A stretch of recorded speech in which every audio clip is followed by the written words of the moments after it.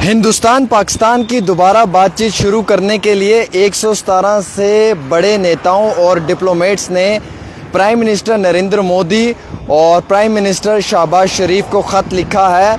इसमें जम्मू कश्मीर के former chief minister Omar Abdullah भी हैं, उमर अब्दुल्ला के वालिद फ़ारूक अब्दुल्ला साहब भी हैं, मैडम महबूबा मुफ्ती भी है, मीर वाइज उमर फ़ारूक साहब भी हैं, रॉ के फॉर्मर यानी कि चीफ एएस दौलत जी भी हैं, और ये सब वो बड़े डिप्लोमेट्स हैं जिन्होंने ख़त लिखा है। और पाकिस्तान की तरफ से भी, हिंदुस्तान की तरफ से भी 55 ने यहाँ से और 61 ने वहाँ से। क्या है पूरी तफसीलात मैं बताना चाहूँगा।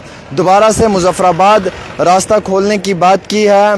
पाकिस्तान के पुराने फ़ॉरेन मिनिस्टर खुर्शीद महमूद कसूरी भी इसका हिस्सा हैं। एएस दौलत जो इंडिया की खुफिया एजेंसी रॉ के पुराने चीफ हैं, फ़ारूक अब्दुल्ला हैं, उमर अब्दुल्ला के जो वालिद हैं महबूबा मुफ्ती हैं, मानी शंकर आयर हैं, इंडिया के पुराने डिप्लोमेट और मंत्री रहे हैं। और दोनों मुल्कों में हाई कमिश्नर्स को वापस भेजा जाए और वीज़ा आसान किया जाए, ये मांग है।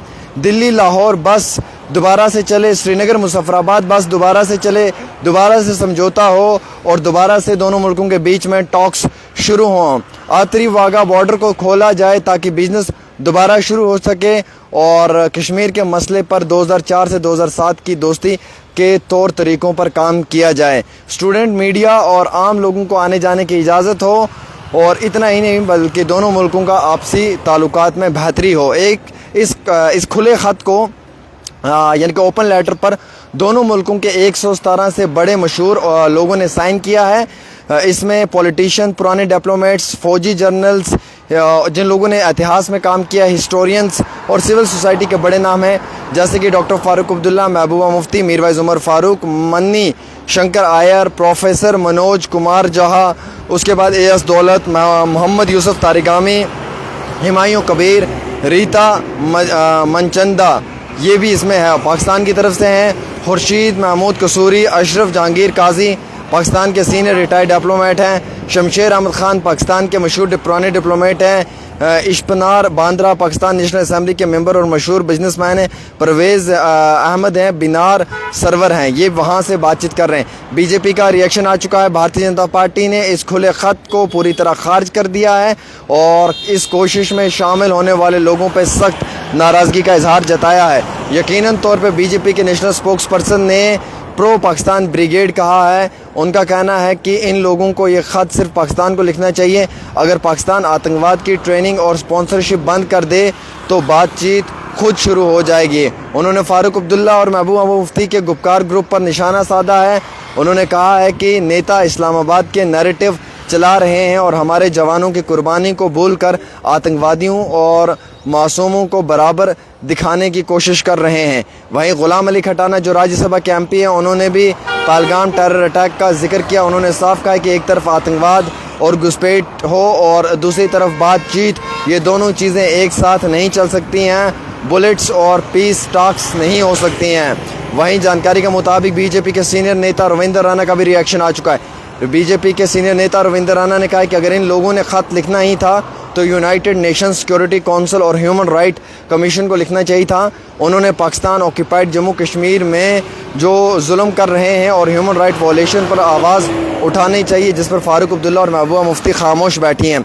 उन्होंने कहा कि इस तरीके से बातचीत करना कोई साफ बड़ी बात नहीं है, लेकिन 117 लोगों ने ये ख़त पे साइन किया है, जो साइंस हो चुके हैं, जिसमें 117 में 55 एक तरफ से हैं और 61 दूसरी तरफ से हैं। तो कुल मिलाकर 117 लोगों ने ख़त लिखा है और 117 लोगों ने जो ख़त लिखा है, इसमें क्लियर है कि पाकिस्तान हिंदुस्तान की दोबारा से बातचीत हो, अगेन टॉक स्टार्ट हो, मुज़फ़्फ़राबाद उड़ी रास्ता खुले, जो वाघा बॉर्डर है उसका रास्ता खोला जाए, वीज़ा मिले मीडिया को, स्टूडेंट्स को और बाकी लोगों को आना जाना लगे, दोबारा से दोनों मुल्कों के बीच में दोस्ती हो, और जो बॉर्डर की हदूद है, जो बॉर्डर के ऊपर इस समय जो हालात हैं, उनमें पहले के मुकाबले में थोड़ा सा सुधार आए।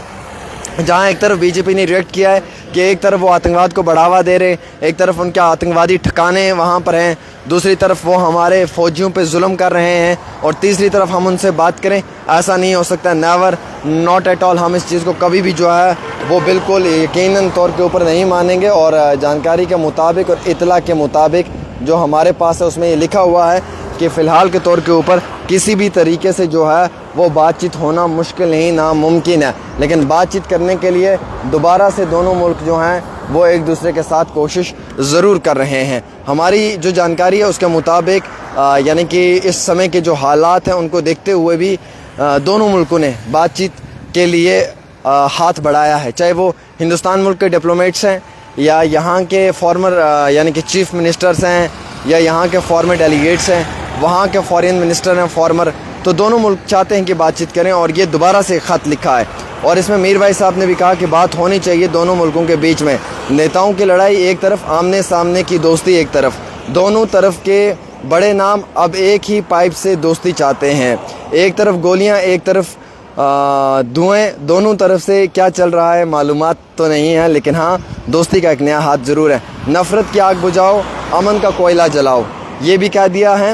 بارڈر کے اس پار بھی دھواں، اس پار بھی دھواں، دونوں طرف پیار کے لیے دونوں چہرے مانگ کر رہے ہیں۔ دونوں ملکوں کے 117 بڑے نیتاؤں، پرانے ڈپلومیٹس اور مشہور لوگوں نے پرائم منسٹر مودی اور پرائم منسٹر شہباز شریف کے کھلا خط لکھا ہے۔ ان کا کہنا ہے کہ 2 ملین لوگوں کے بھلے کے لیے اور دوستی اور ٹریڈ دوبارہ شروع ہونی چاہیے، لیکن بی جے پی نے اسے پوری طریقے سے ریجیکٹ کر دیا، یہ کہتے ہوئے کہ ٹیرر اور ٹاکس ساتھ نہیں چل سکتی ہیں۔